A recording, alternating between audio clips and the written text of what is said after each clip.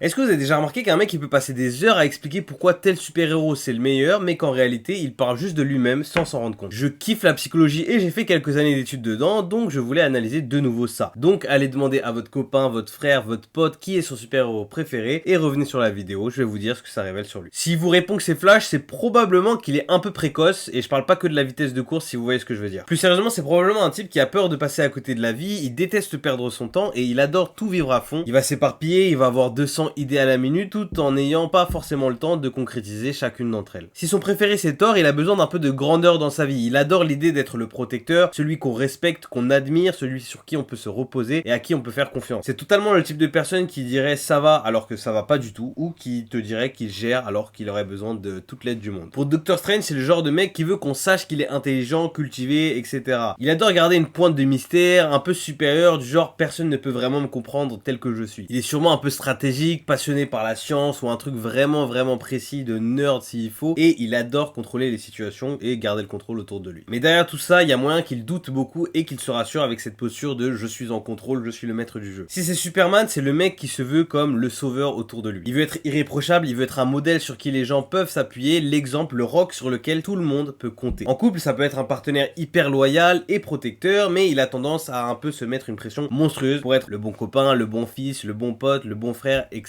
etc. Il a besoin de se sentir utile et efficace et il va culpabiliser si c'est pas le cas ou si quelque chose se passe mal pour lui comme pour les autres.